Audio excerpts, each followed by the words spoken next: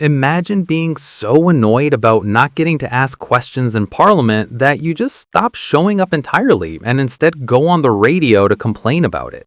That's not a political strategy. That's basically what toddlers do when they don't get picked for the school football team. But here we are, watching Nigel Farage stage what he's calling a protest, but what honestly looks more like the world's most petulant sulk. Welcome to Westminster, where grown adults with actual political power behave like they've been grounded and sent to their rooms. Right. Hello and welcome back to UK Political Insight, your daily dose of political drama that makes reality TV look tame by comparison. Today we're diving into the latest installment of the Keir versus Nigel show, which is rapidly becoming the strangest rivalry in British politics. On one side, you've got the Prime Minister taking shots at Reform UK for allegedly being too cozy with Russia.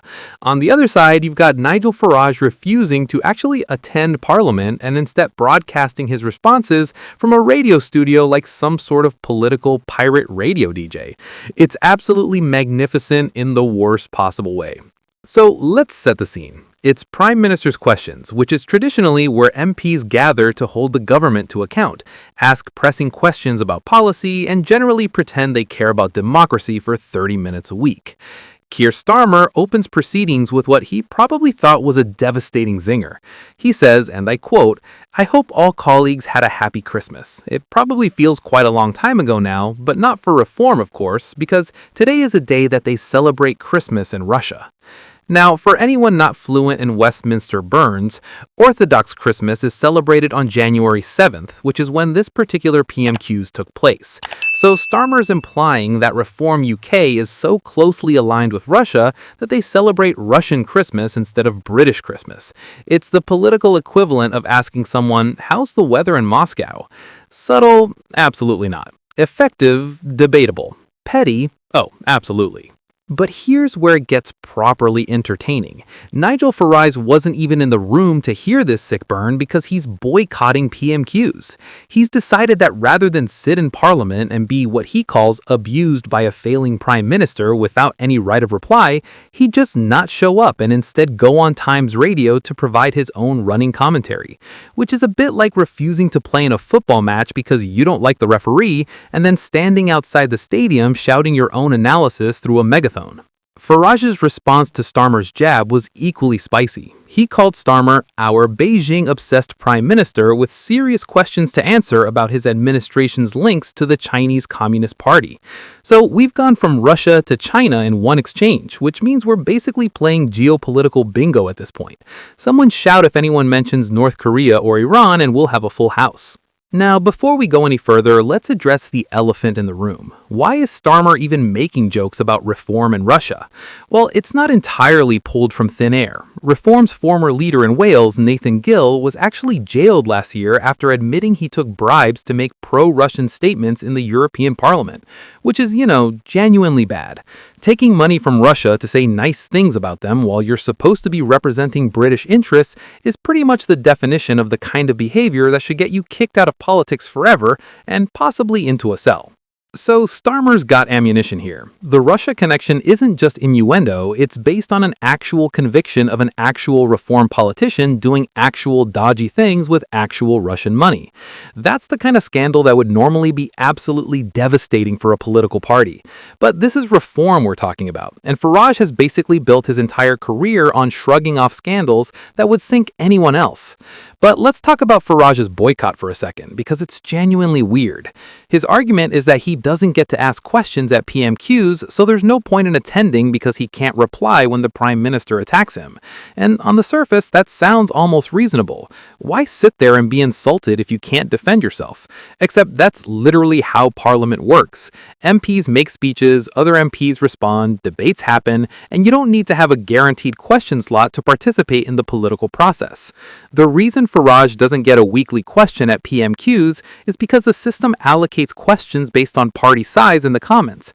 Kemi gets 6 questions because the Conservatives have the most opposition MPs. Ed Davey gets 2 because the Lib Dems are the third largest party. Farage has 5 MPs. 5. That's fewer MPs than there are Spice Girls. So by the established rules, they don't get a guaranteed weekly slot.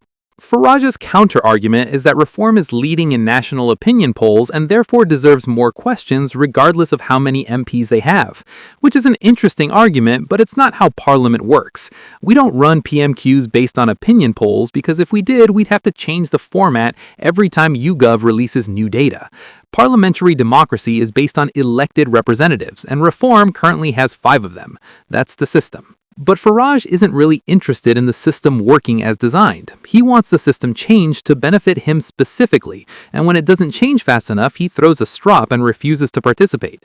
It's simultaneously a clever bit of political theater and an absolutely ridiculous demonstration of someone who wants power but doesn't want to do the actual work of politics. The truly delicious irony here is that Farage spent years in the European Parliament complaining that it was undemocratic and unaccountable. He literally made a career out of attacking an institution he claimed didn't represent ordinary voters. And now he's doing the exact same thing with Westminster. He's attacking Parliament for being undemocratic while simultaneously refusing to participate in it. It's performance art. It's political cosplay. It's brilliant and infuriating in equal measure. What makes this whole situation even more absurd is that Farage could absolutely make an impact in Parliament if he wanted to. 5 MPs is enough to ask awkward questions in committees, table amendments, challenge ministers in debates, and generally make noise in Canberra. The Lib Dems had fewer MPs than that after 2015, and they still managed to be an effective opposition on certain issues. But that would require actually showing up and doing the boring work of politics rather than generating headlines by not showing up.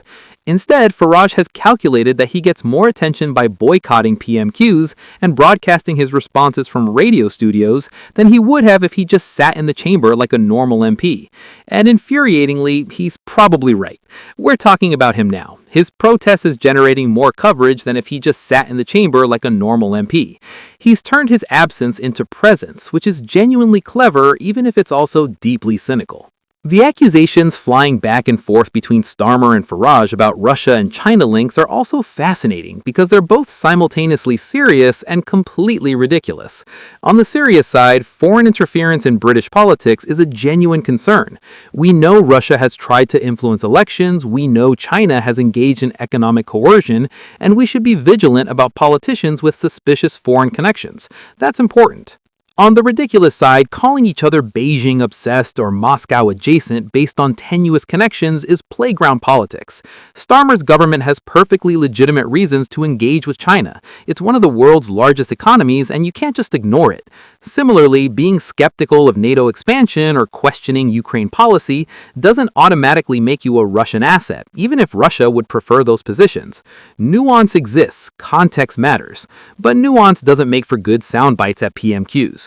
What's really happening here is that both Starmer and Farage are playing to their bases. Starmer gets to look tough on foreign interference and paint reform as suspicious Putin sympathizers, which plays well with Labour voters who already think Farage is dodgy. Farage gets to play the victim, claim he's being unfairly attacked by the establishment, and position himself as the outsider fighting against a corrupt system, which plays perfectly with his supporters who already think Westminster is broken.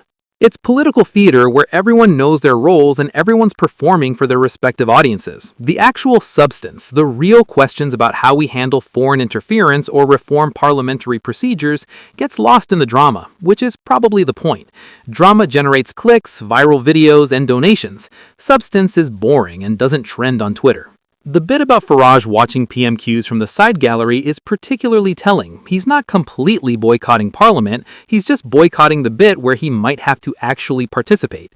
He's still showing up, he's still watching, he's just refusing to engage. It's like going to a party, standing in the corner with your arms folded, and then complaining loudly that nobody's talking to you. Mate, you're literally refusing to participate.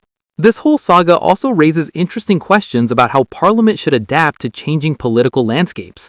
The traditional party system is breaking down. Reform, the Greens, and various independent candidates are winning seats and votes. The old assumption that politics is basically conservative versus Labour, with the Lib Dems as a third wheel, doesn't reflect reality anymore. So should the rules change? Should PMQs allocate questions differently? Should we reform how Parliament works to better represent this fragmented political landscape? Maybe, probably, but those are serious questions that require serious discussions about constitutional reform and parliamentary procedure, and Farage staging a boycott while hurling insult from radio studios isn't that discussion. It's a publicity stunt masquerading as a principled stand.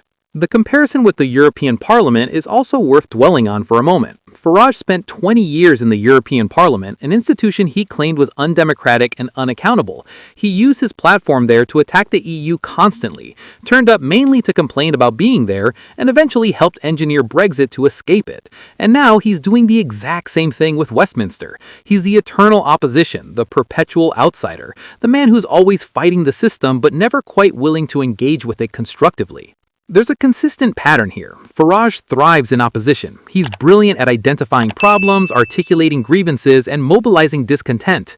But actually governing, actually working within institutions to change them, actually doing the boring, difficult work of making policy and building coalitions, that's not his game. He's much more comfortable as the rebel than the revolutionary, the critic than the constructor. And that's fine, by the way. Opposition is a legitimate and necessary